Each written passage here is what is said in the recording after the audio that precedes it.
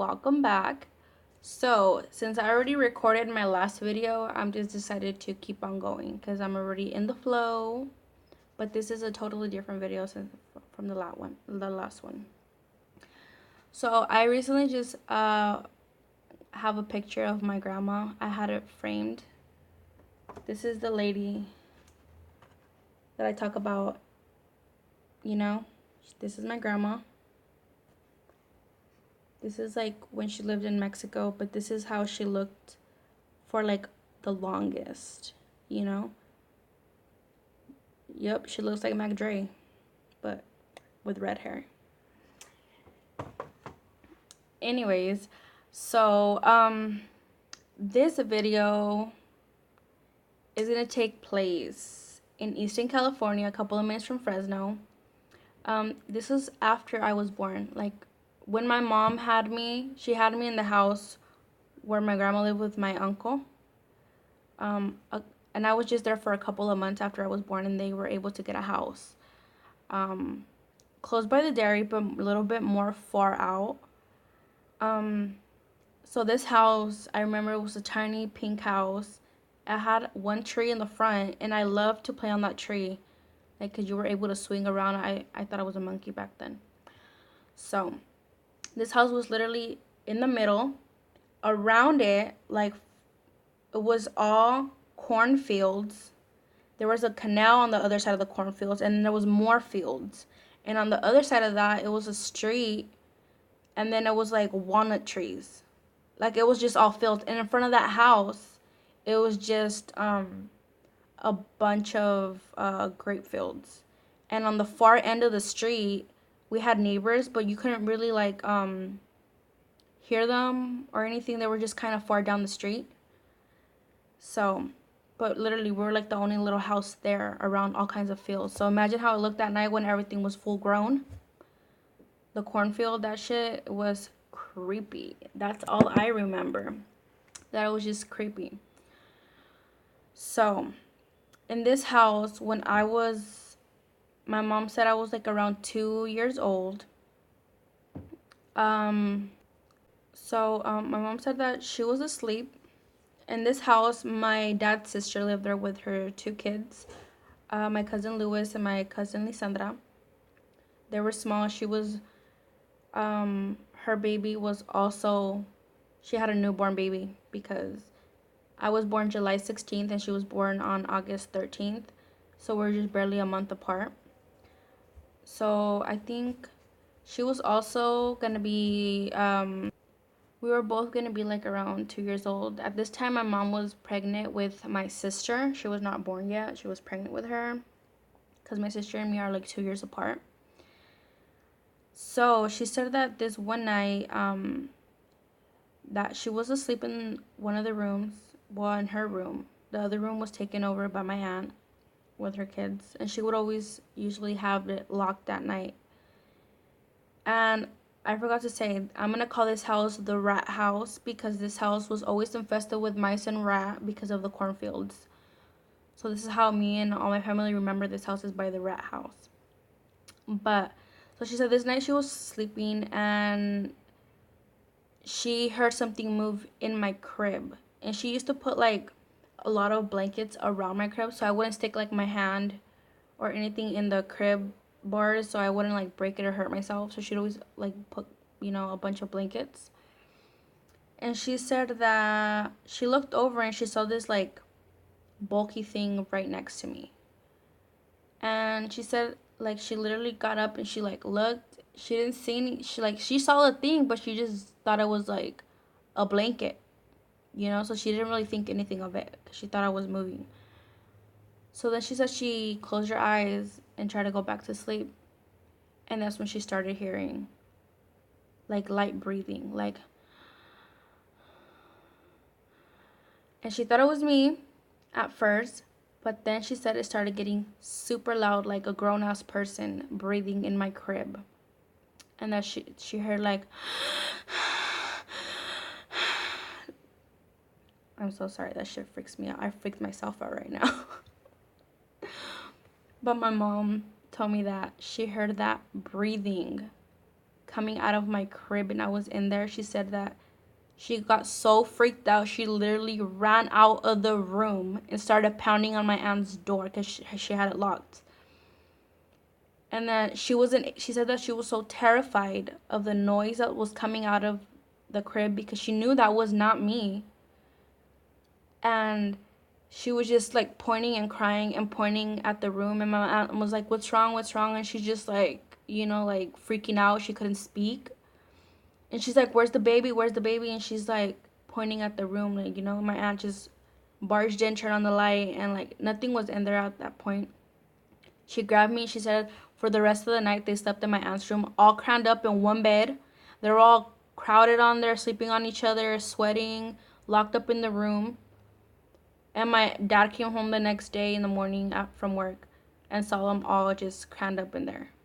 My dad thought it was funny. Like, what the hell? You have your own room. But my dad really didn't want to believe what my mom was saying.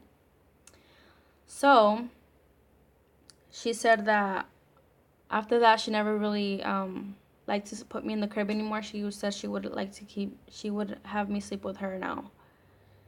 And in that same house, she said that I had a high chair, and then she had like this ball with little bell inside, so you were able to hear it when it dropped. Like every time I would play with it, you can hear the little bell ringing around. And she said that every time she would like start cleaning, she would always get all my toys and put them on my high chair in the kitchen. And then she said that when she was done cleaning the kitchen, she would just go to the living room and start cleaning there. And then she said that she would hear the ball literally just drop. And she would just be like, "What the hell?" She would go and she would find the ball on the floor. She would just pick it back up, put it on there, leave the room. She would hear it drop again. And she said the windows were closed, so there was no way the wind was coming in. We didn't have really AC in that house. It was just like, an old ass house. And she said she just stopped picking it up. She would just leave it on the floor. But she would still hear it. So I don't know if you can hear that. That's my neighbor. He just drove up and he's being an ass by putting up music like always. Anyways, so she said that after that she started seeing this little girl in her closet. Like that she was all dressed like in this old antique white gown thing and her hair was just down. And she said that she'd always see her in the closet. She would tell my dad and my dad wouldn't believe her. My mom said she would just like slowly roll over and ignore the little girl. She didn't really like run out of the room or nothing. She was just like there. I mean, she was scared, but she just didn't know what to do. So she would just roll over and try to go to sleep. So I guess since my dad didn't believe this one time, I guess she said she went to Roseville, where we live now because we have family here. That we went to go visit some family over there, me and her and my sister. And he stayed there by himself.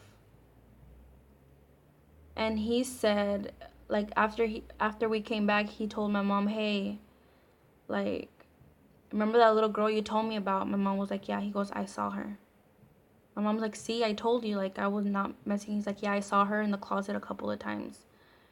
And she asked him, like, "What did you do?" He was just like, "I just turned around and ignored her."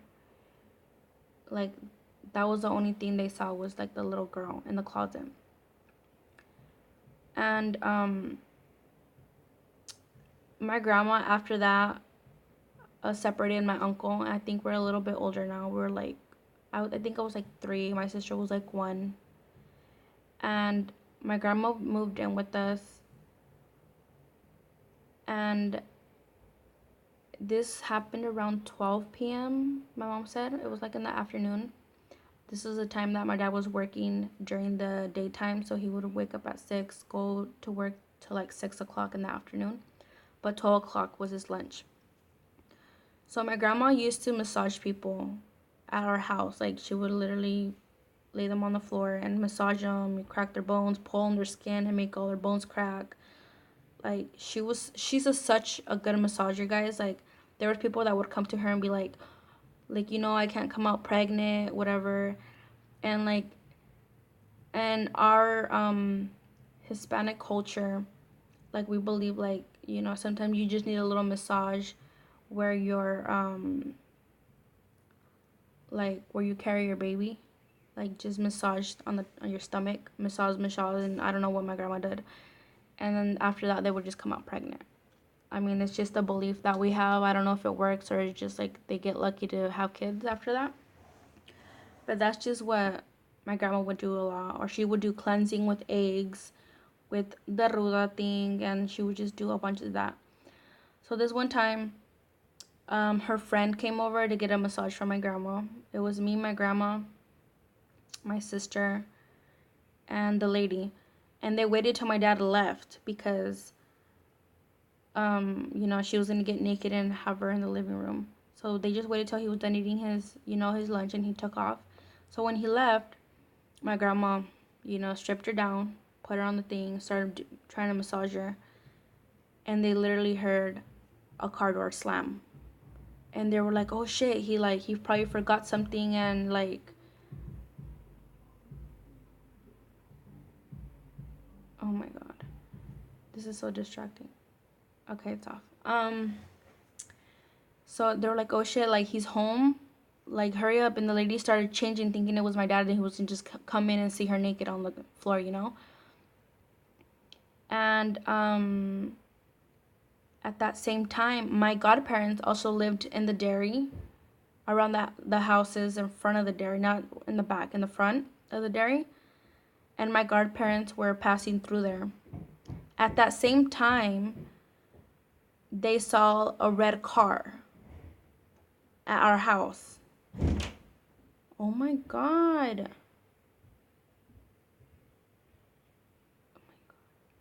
They just slammed their damn door, like for reals.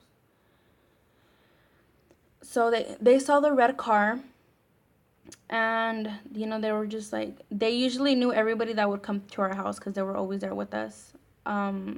So this car didn't look familiar to them. They just thought it was weird. So they were just like, oh, maybe just somebody else came. This was besides the fact that the lady had her car there. It was like a little black car, and they already knew her, so they didn't really think anything of it. And at the same time they were passing, this happened inside of the house. They heard a car door slam, like when you open it and then you close it. But they never heard like anybody come to the door and knock. And my grandma was like, thinking it was my dad, so she like runs outside. They went around the house a couple of times. They never saw a car in sight. Yeah, you might think, oh, the car drove off, because when I say we live like in the middle of nowhere, around the house is all dirt. So if the car zoomed out of there, like you would see dust everywhere.